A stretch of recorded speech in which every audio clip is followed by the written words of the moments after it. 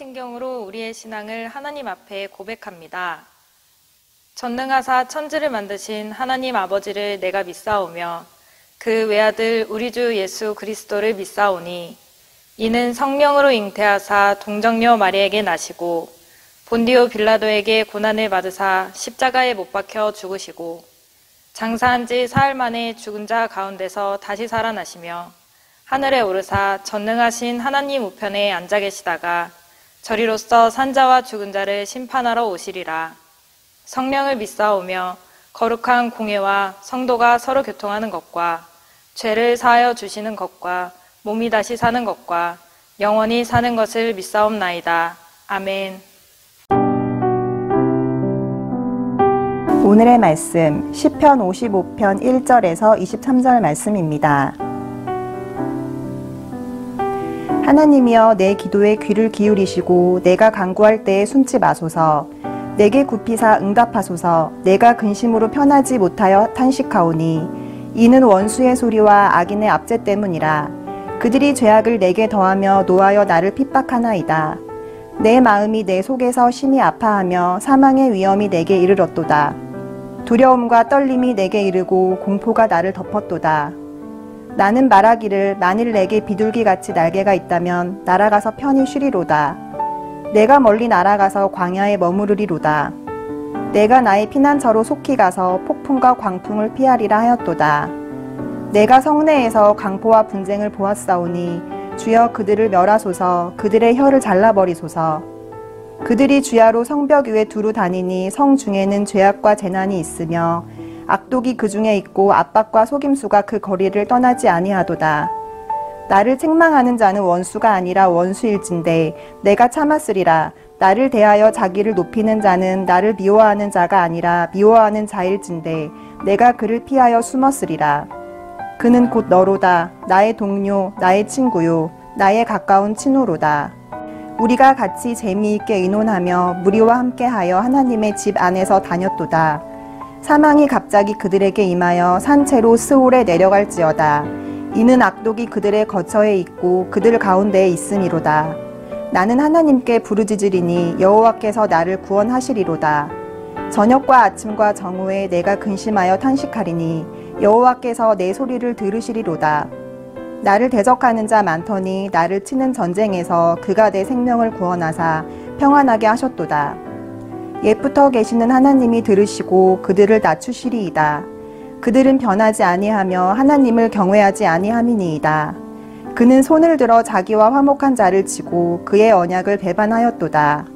그의 입은 우유 기름보다 미끄러우나 그의 마음은 전쟁이요 그의 말은 기름보다 유하나 실상은 뽑힌 칼이로다. 내 짐을 여호와께 맡기라. 그가 너를 붙드시고 의인의 요동함을 영원히 허락하지 아니하시리로다. 하나님이여 주께서 그들로 파멸의 웅덩이에 빠지게 하시리이다. 피를 흘리게 하며 속이는 자들은 그들의 날의 반도 살지 못할 것이나 나는 주를 의지하리이다. 할렐루야. 오늘도 주님의 음성 앞에 나아가는 우리 모든 성도들의 삶 속에 하나님의 은혜가 가득하기를 주님의 이름으로 축복합니다. 오늘 55편 시편 말씀 함께 나누도록 하겠습니다. 오늘 본문은 다윗의 마스길이라고 되어 있어서 우리는 다윗이 기록했음을 알 수 있습니다. 또한 오늘 55편의 말씀, 이 시편은 우리에게 교훈하고 있음을 말씀하고 있습니다.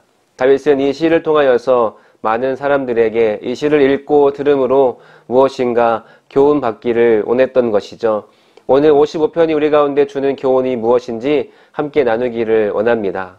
오늘 시편의 배경은 다윗이 가장 절친한 친구로부터 배반을 당하고 배신을 당해서 매우 어렵고 힘들고 안타까운 상황 가운데 처해 있을 때였습니다. 12절, 13절까지 보시면은 나를 책망하는 자는 원수가 아니라 바로 나의 가까운 친구, 동료, 나의 가까운 친우로다 라고 기록되어 있습니다. 다윗을 대적한 사람은 다윗과 아주 가장 가까운 친구였습니다. 다윗의 주변에는 많은 사람들이 있었습니다. 그와 전쟁터에서 같이 사선을 뛰어넘던 이들 중에서 동료의 그룹이 있었습니다. 14절에 의하면은 그 친구는 나라의 중요한 일을 결정하기 위한 회의에 함께 참석했을 뿐 아니라 하나님께 제사도 같이 드릴 정도로 신앙이 깊었던 친구였기에 이러한 친구의 갑작스러운 배반 앞에 다윗은 망연자실하게 된 것이죠.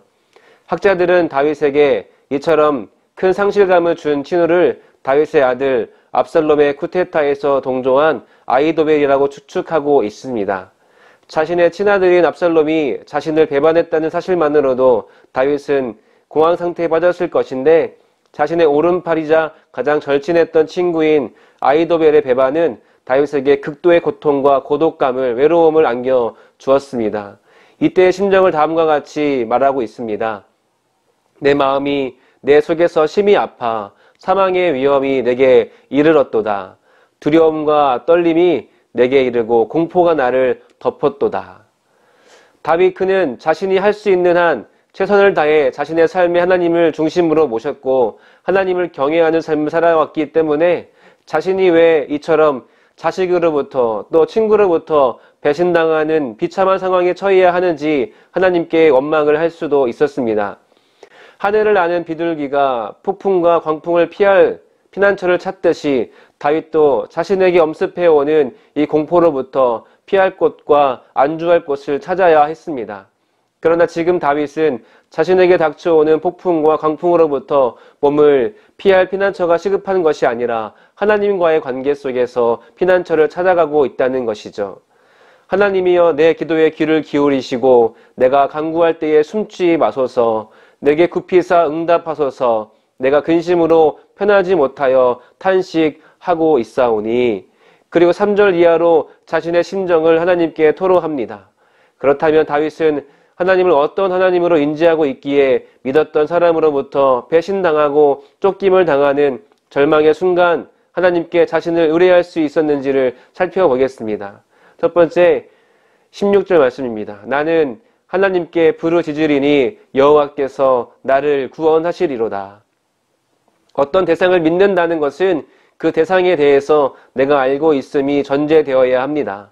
다윗은 하나님이 현재의 상황에서 자신을 구원해 주실 것임을 믿었습니다. 즉 다윗은 하나님께서 자신을 반드시 구원해 주실 것이라고 알고 있었습니다. 이러한 하나님에 대한 지식은 두려움과 공포가 엄습하는 다윗에게 하나님을 찾게 만들었습니다. 과거의 삶을 통해 그는 하나님이 반드시 자신을 구원해 주실 것이라는 확신에 차 있을 수 있었던 것이죠.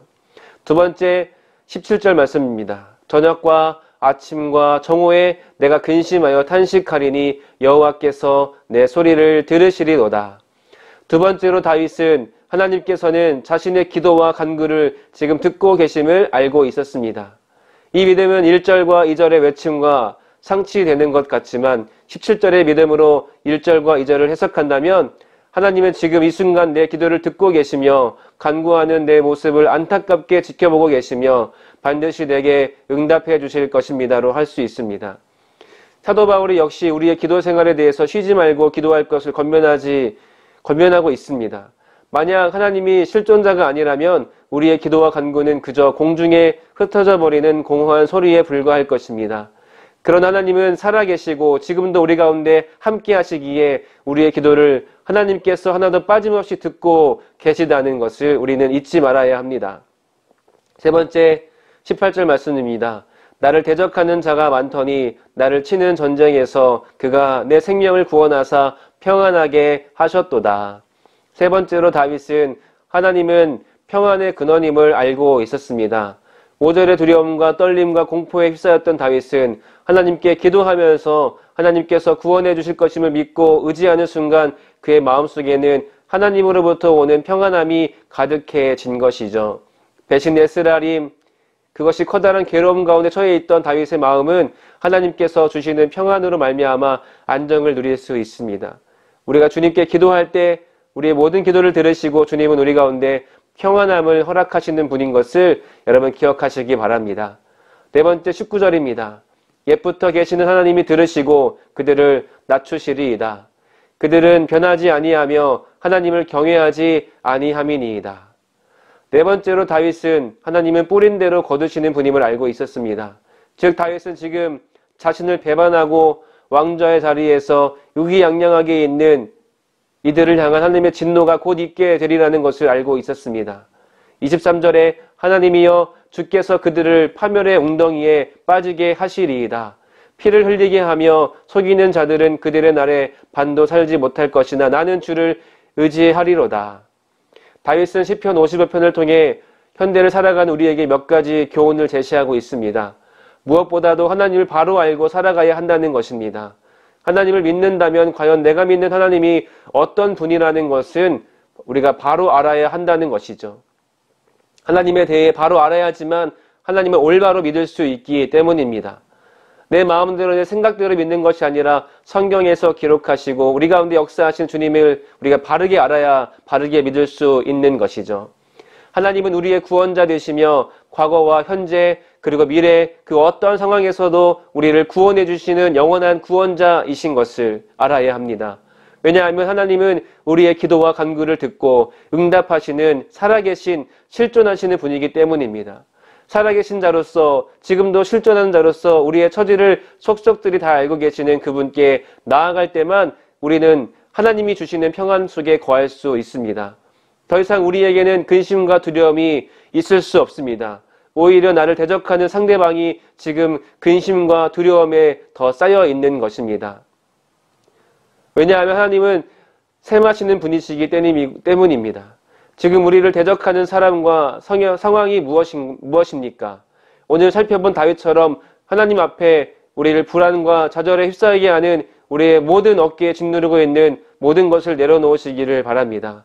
그분만이 우리를 구원하실 수 있고 그분만이 우리 가운데 참된 평안이 되시고 그분만이 우리의 생명을 죽음에서 생명으로 건지시는 분인 것을, 사방에 둘러싸이는 애워쌈을 당해도 우리가 하나님을 붙들고 하나님을 믿고 신뢰하며 나아갈 때에 우리를 지키시고 붙드시고 우리를 이끄시는 분인 것을 여러분 기억하시기 바랍니다. 언제나 우리가 주님 앞에 뿌리는 것은 반드시 거두게 날이 있음을 기억하시기 바랍니다. 언제나 하나님만 의지하며 하나님만 바라보며 하나님이 어제의 하나님이 아니라 오늘 나의 삶에 살아서 역사하신 하나님인 것을 기억하시며 그분께 기도하고 그분께 간구하고 그분께 우리의 모든 어깨에 있는 짐을 내려놓고 주님이 주시는 참된 평안과 안식과 기쁨을 누리는 우리 모든 성도들이 될 수 있기를 주님의 이름으로 간절히 축복합니다. 아멘. 함께 기도하겠습니다. 사랑의 하나님 감사합니다. 오늘도 우리 가운데 살아계신 하나님을 바라보게 하시고 우리가 어제의 하나님이 아니라 오늘의 하나님, 지금 역사하시고 지금 나와 함께 하시고 현재 우리 삶 가운데 구원자로 또 우리 가운데 피난처로 반석으로 역사하시는 주님을 바라보게 하시고 하나님을 더 바르게 알아가며 하나님을 더 바르게 믿어가는 우리 모두가 될 수 있도록 인도하여 주시옵소서.